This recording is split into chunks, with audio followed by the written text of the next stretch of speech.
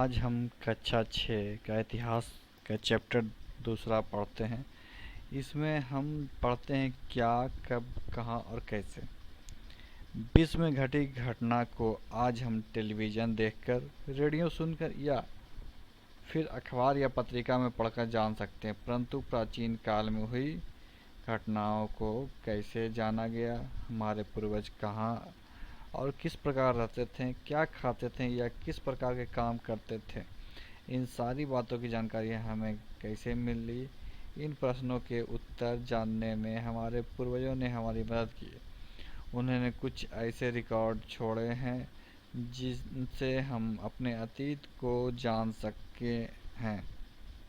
इतिहास का अध्ययन, उपलब्ध पांडुलिपि, अभिलेख तथा अवशेष जैसी सामग्रियों से प्राप्त अतीत की जानकारी का क्रमबद्ध अध्ययन इतिहास कहलाता है। इतिहास का अध्ययन करने वाला व्यक्ति इतिहासकार कहलाता है। इतिहासकार अपने अध्ययन से अतीत की घटनाओं को कालक्रम के अनुसार व्यवस्थित करता है। अतीत के बारे में हमने कैसे जाना, हमारे पूर्वज ने हाथ से कई पुस्तकें लिखी। ये आज की पुस्तकें के समान नहीं होती थी। आज जिस तरह के कागज़ पे लिखा जाता है वैसे कागज़ नहीं होता था। उस समय के लोगों ने ताम्रपत्र या भूर्ज नामक पेड़ की छाल से बने भोजपत्र पर अपने हाथ से लिखा था। हाथ से लिखी इन पुस्तकों को पांडुलिपि कहा जाता है। इनको लिखकर मंदिर या विहार में रख दिया जाता था। ये पांडुलिपियाँ कहीं इन्हीं स्थानों से प्राप्त हुई थी। इनमें से कुछ कीड़े के खाने से या अन्य कारणों से नष्ट हो गई। इन प्राचीन पुस्तकों से इतिहासकारों ने उस समय के मानव जीवन के विभिन्न पहलुओं तथा गतिविधियों के बारे में पता लगाया। उस समय की भाषा, रीति रिवाज, धर्म, रहन सहन, खान पान, कृषि, व्यापार, विज्ञान, राजा के द्वारा किए गए युद्ध तथा अन्य कार्यों को जानने में इन पुस्तकों ने हमारी सहायता की। प्राचीन काल में लिखी गई अनेक कविताएं, नाटक या महाकाव्य से इतिहासकार को अतीत के बारे में पता लगाना आसान हो गया। ये पुस्तकें संस्कृत, प्राकृतिक तथा तमिल भाषा में लिखी गई है। इतिहासकारों ने इन भाषाओं तथा लिपियों को पढ़ना सीखा। कुछ लिपियों को इतिहासकार अभी भी नहीं पढ़ पाए। इन पुस्तकों में कुछ धर्म पर आधारित है, जैसे वेद, बौद्ध तथा जैन साहित्य। कुछ राजनीतिक शास्त्र पर लिखी हुई है, जैसे कौटिल्य का अर्थशास्त्र, कालिदास के नाटक अभिज्ञान शकुंतलम या विदेशी यात्रियों के भारत विवरण से भी प्राचीन जीवन का विवरण मिलता है। कई पुस्तकें विज्ञान एवं व्याकरण पर भी लिखी गई है। प्राचीन काल की राजनीतिक, धार्मिक विश्वास, रीति रिवाज, सामाजिक प्रथाओं, मनुष्य के द्वारा उपयोग किए गए उपकरण, कपड़े एवं गहने की जानकारी प्राप्त करने में इन पांडुलिपियों से बहुत सहायता मिलती है। अभिलेख द्वारा अतीत की जानकारी। अभिलेख का अर्थ है पत्थर अथवा सख्त या कठोर धातु की सतह पर लिखी गई बातों या लेख। अभिलेख द्वारा अतीत के बारे में पता लगाना एक अन्य तरीका था जिसमें इतिहासकारों ने अपनाया। प्राचीन काल में राजाओं ने अभिलेख द्वारा अपने विशिष्ट कार्य तथा युद्ध अभियान की जानकारी दी। इन्हें बड़े बड़े पत्थर, चट्टान या स्तंभ पर अपनी उपलब्धियों को लिखवाया। घर या मंदिर की दीवारों पर, मकबरा या समाधियों पर भी उस समय के विवरण उत्कीर्ण मिले। कभी कभी राजा रानी के साथ अन्य लोगों ने भी अपने कार्यों को अंकित करवाया था। कहीं कहीं राजा या अन्य प्रभावशाली व्यक्ति भी अपने आदेशों को आम लोगों तक पहुंचाने के लिए अभिलेख का सहारा लेते थे। अंकित किए गए आदेश को लोग आकर पढ़ते थे तथा उनका पालन करते थे।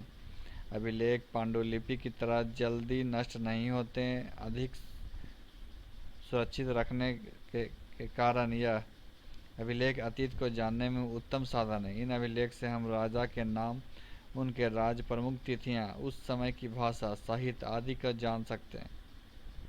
पुरातत्व द्वारा जानकारी। प्राचीन काल में कई प्रकार की ईंट की इमारतें, चित्र, मूर्तियां, हथियार, औजार, बर्तन, आभूषण तथा सिक्के बनाए जाते थे। इन सारी वस्तुएं अधिकतर मिट्टी के नीचे दब गईं। कुछ लोग ने इनकी खुदाई की और इनका अध्ययन किया। इनका अध्ययन कर लोगों ने अतीत में बनी इन वस्तुओं की जानकारी प्राप्त की। इस तरह के अध्ययन को पुरातत्व कहा जाता है तथा इसका अध्ययन करने वाले को पुरातत्वविद कहा जाता है। इन लोगों ने जानवर, पशु, पक्षी की हड्डियों को खोजकर यह पता लगाया कि उस काल में लोग किस प्रकार का भोजन करते थे। प्राचीन काल के कई तरह के सिक्के खुदाई से प्राप्त हुए हैं। सीसा, तांबा, कांसा, सोना तथा चांदी के सिक्के बनाए जाते थे। इन सिक्कों के अध्ययन से पुरातत्वविद ने शासक के शासनकाल, उसके समय की सामाजिक तथा आर्थिक स्थिति की जानकारी प्राप्त की। सिक्के से यह पता लगाया जा सकता है कि अतीत में भारत किन देशों से व्यापार करता था। विदेशों के कई सिक्के भारत में पाए गए हैं। इसी तरह भारतीय सिक्के विदेश में प्राप्त हुए हैं। स्मारक अतीत में विभिन्न कारण से महल, मंदिर, किला तथा अन्य इमारत, अन्य भवन का निर्माण किया गया था। इन पुराने स्मारकों के अध्ययन से बहुमूल्य जानकारी मिली है, जैसे ये स्मारक क्यों और कब बने, इनका किस प्रकार बनाया गया, स्मारक बनाने वाले किस धर्म का पालन करते थे आदि। इन स्मारकों में नालंदा विश्वविद्यालय, सांची का स्तूप, अशोक के स्तंभ तथा मल्लापुरम के मंदिर प्रसिद्ध हैं। इस प्रकार पांडुलिपि, अभिलेख, पुरातत्व स्मारक ऐसे स्रोत हैं जिससे हम अपने अतीत को जाना है। इनसे हमारा जाना कि राजा, रानी या धनी व्यक्ति की जीवन शैली किसान या पशुपालक से अलग थी। इस तरह व्यापारी तथा शिल्पकारों की स्थिति एक दूसरे से भिन्न थी। अलग अलग क्षेत्रों के रीति रिवाज अलग थे। हमें राजाओं के बारे में जानकारी मिली कि क्यों वे अपने कामों को विभिन्न तरीके से रखते थे। साधारण लोग ऐसा नहीं कर सकते थे। परंतु पुरातत्वविदों ने खुदाई से प्राप्त मिट्टी के आकृति से इन जीवन शैलियों को भी पता लगा लिया। इतिहास में तिथि का अर्थ। इतिहास जानने के लिए तिथि को जानना आवश्यक है। पूरे विश्व में तिथि को ईसा मसीह के जन्म से गिना जाता है। ईसा के जन्म के पूर्व की तिथियों को ईसा पूर्व कहा जाता है। अंग्रेज ने इसे बीसी यानी बिफोर क्राइस्ट कहा है। ईसा के जन्म के वर्ष के बाद का काल एडी यानी एनो डोमिनी कहा जाता है। ईसा पूर्व की तिथि पीछे की ओर जाती है, जैसे 230 ईस्वी पूर्व 180 ईस्वी पूर्व के पहले आने वाली तिथि होगी।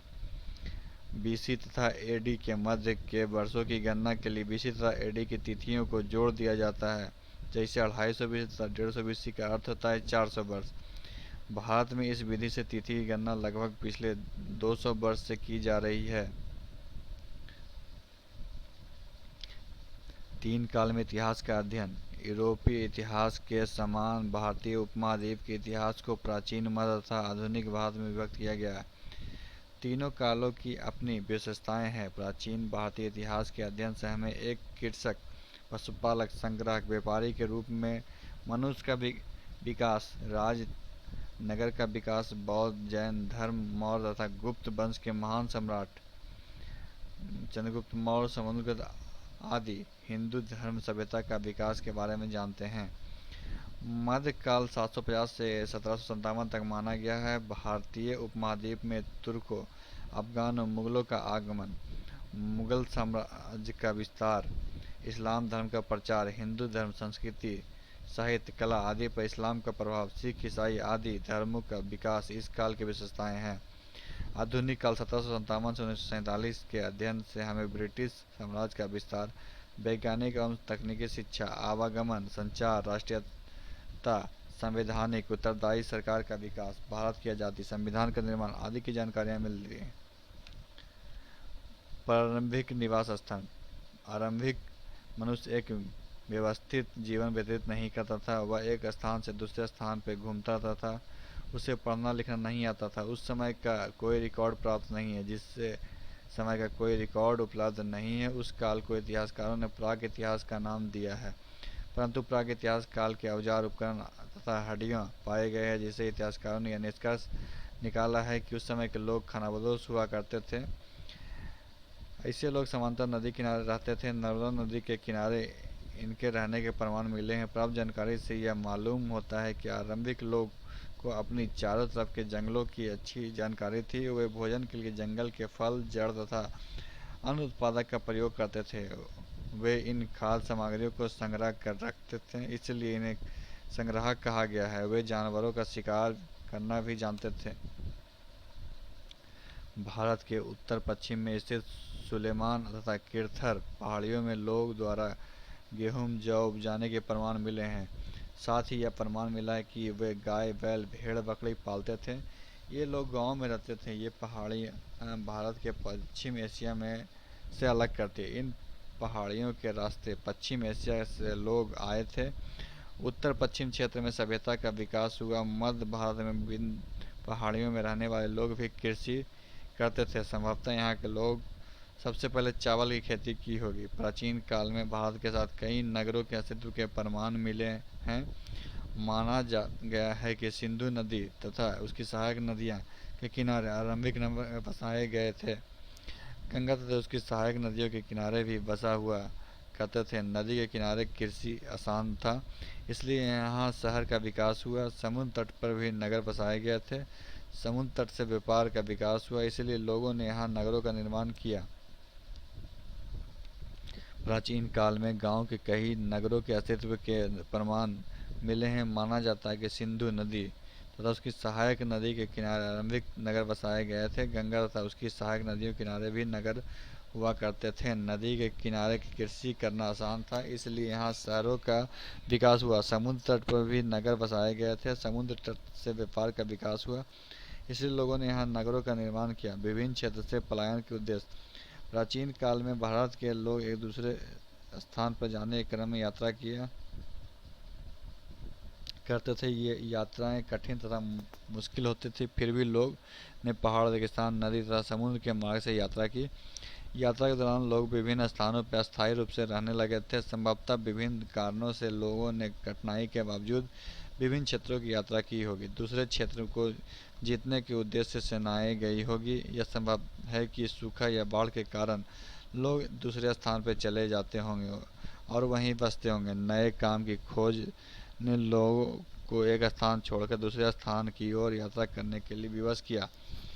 एक अन्य मत के अनुसार व्यापारी के कारण भी लोग विभिन्न स्थानों की यात्रा करते होंगे। कभी कभी धर्म प्रचार के काम से लोग एक गांव से दूसरे गांव जाया करते थे। कई लोग दूसरे क्षेत्र में को देखने तथा घूमने के विचार से वहां गए होंगे। जैसे वर्तमान समय में कई लोग भारत के बाहर विदेश में गए और वहीं बस गए। कुछ विदेशी बाहर से आए यहाँ और इस उपमहाद्वीप में रहने लगे। इन यात्रियों को लोग एक दूसरे से विचार को समझ सकें। विभिन्न क्षेत्रों के संपर्क से लोगों ने भोजन पकाने, पत्थर काटने या कविता एवं संगीत रचनाओं की नई विधि को सीखा। इस तरह भारतीय संस्कृति एवं परंपराओं का विकसित एवं समृद्ध हुई। भारत का नाम कैसे पड़ा? भरत शब्द से हमारे देश का नाम भारत पड़ा। ऋग्वेद में भारत का नाम के लोग एक समूह उल्लेख है जो उत्तर पश्चिम में रहते थे। अंग्रेजी में हमारे देश को इंडिया कहा जाता है। यह शब्द इंडस से निकला है। इंडस को संस्कृत में सिंधु कहा जाता है। उत्तर पश्चिम से करीब 2500 वर्ष पूर्व सिंधु नदी किनारे ईरान तथा यूनान से लोग आए थे और सिंधु को हिंदोज या इंडोज का नाम दिया तथा सिंधु नदी के पूर्व में बसे क्षेत्र को इंडिया का नाम दिया था। इस तरह हमारे देश हिंदी में भारत और अंग्रेजी में इंडिया कहलाया। धन्यवाद।